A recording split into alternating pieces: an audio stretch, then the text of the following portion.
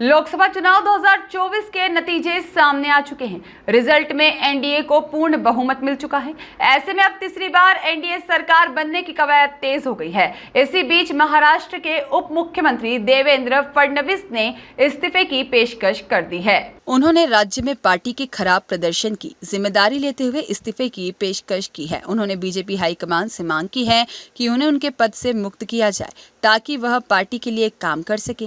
महाराष्ट्र के उप मुख्यमंत्री देवेंद्र फडणवीस ने मीडिया को संबोधित करते हुए कहा कि महाराष्ट्र में भारतीय जनता पार्टी की सारी जिम्मेदारी एक लीडर के रूप में मेरे ऊपर थी। महाराष्ट्र में एक प्रकार से हार मिली है और सीटें कम हुई है। इसकी पूरी जिम्मेदारी मेरी है, मैं इसे स्वीकार करता हूँ। भारतीय जनता पार्टी की सारी जिम्मेदारी महाराष्ट्र में एक लीडर के रूप में मेरे ऊपर थी। हमारी सीटें कम हुई है, इसकी पूरी जिम्मेदारी ये मेरी है। मैं इस जिम्मेदारी को स्वीकारता हूं। कहां कमियां रही है उसको पूरा करने की कोशिश करूंगा। मैं भागने वाला आदमी तो हूं नहीं और जोरों से मैदान में उतरूंगा और हमारी पूरी पार्टी को साथ में लेकर हम लोग वापस नई स्ट्रैटेजी तैयार करेंगे। मैं अगर बीजेपी का विचार करूं तो हमारी 8 सीटें ऐसी है कि जो 4% से भी कम वोटों से हारी है। करीब 6 सीटें ऐसी है जिसमें 30,000 से कम मार्जिन से हम हारे हैं।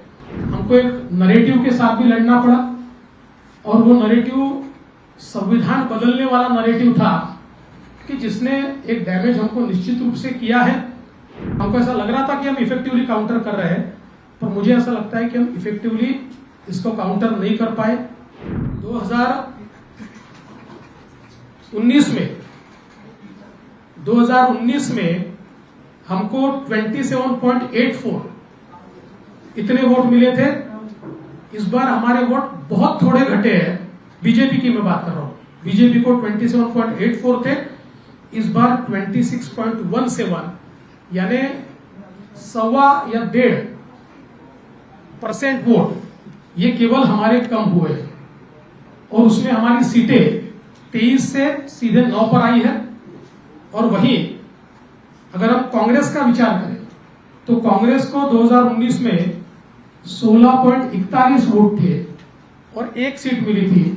16.41 से इस बार उनका प्रतिशत हो गया 17, यानी आधा % बढ़ा और उनकी सीटें 13 हुई है।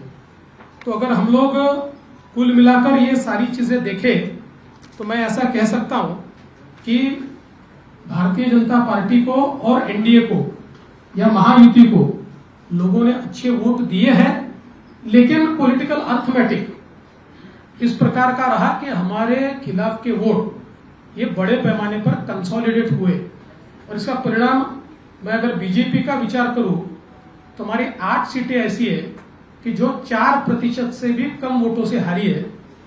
करीब 6 सीटें ऐसी है जिसमें 30,000 से कम मार्जिन से हम हारे हैं और 2,000 से 4,000 से 6,000 से हारने वाली भी सीटें हमारी है। तो मुझे ऐसा लगता है कि ये जो कंसोलिडेशन है इसको हम रोक नहीं पाए। कुल मिलाकर अगर हम इसका थोड़ा एनालिसिस भी करें तो महाराष्ट्र में महाविकास आघाड़ी की 3 पार्टियों के साथ साथ हमको एक नरेटिव के साथ भी लड़ना पड़ा और वो नरेटिव संविधान बदलने वाला नरेटिव था कि जिसने एक डैमेज हमको निश्चित रूप से किया है। इसको इफेक्टिव काउंटर हम कर रहे थे और हमको ऐसा लग रहा था कि हम इफेक्टिवली काउंटर कर रहे हैं, पर मुझे ऐसा लगता है कि हम इफेक्टिवली इसको काउंटर नहीं कर पाए।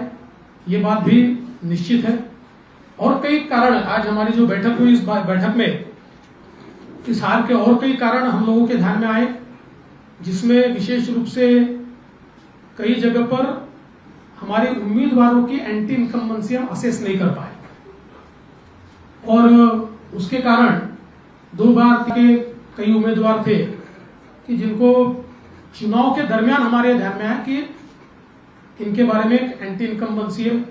ये एक जरूर कारण रहा। हमारा जो पैच का पट्टा है उसमें जो पैच के एक्सपोर्ट के बारे में डिसीजन थोड़ा लेट हुआ। डिसीजन तो हुआ लेकिन उससे पहले सरकार पैच खरीद रही थी, लेकिन नरेटिव एक बड़ा उसमें तैयार हुआ जो उन सीटों पर हमारे कुछ वोटों को कम किया उसने और उसका भी हम लोगों को प्रॉब्लम कुछ न कुछ पैमाने पर हुआ है। इसके साथ साथ सोयाबीन और कपास के बारे में मुझे ऐसा लगता है कि उसमें हम लोगों ने जो अनाउंसमेंट की थी कि जो भावांतर योजना के तहत हम किसानों को मदद करेंगे, उस भावांतर योजना को हम लोग आचार संहिता से पहले लागू नहीं कर पाए, लोगों को हम पैसा नहीं दे पाए, तो उसमें भी एक हम लोगों की कमी रही है। और इसके साथ साथ और भी कई कमियां हमारी हैं, जिन कमियों के ऊपर हमने विचार किया और मुझे ऐसा लगता है कि इन कारणों के चलते कुछ सीटें हमारी निश्चित रूप से कम हुई। एक हम लोग बड़ा ब्रेनस्टॉर्मिंग भी इसके ऊपर करेंगे।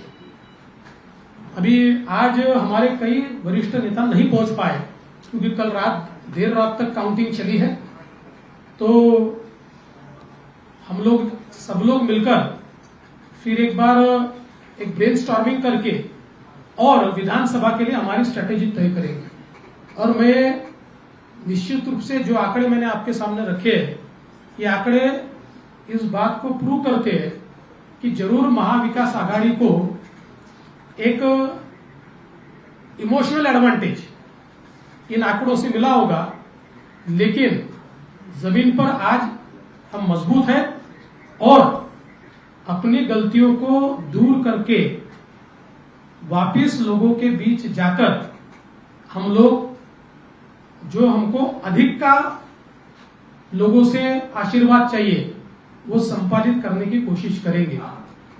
महाराष्ट्र में चूंकि एक प्रकार से भारतीय जनता पार्टी की सारी जिम्मेदारी महाराष्ट्र में एक लीडर के रूप में मेरे ऊपर थी, तो ये जो हमारा महाराष्ट्र में डिबैकल हुआ है या जो हमें एक प्रकार से हार मिली है, हमारी सीटें कम हुई है, इसकी पूरी जिम्मेदारी ये मेरी है। मैं इस जिम्मेदारी को स्वीकारता हूं। कहां कमियां रही है उसको पूरा करने की कोशिश करूंगा।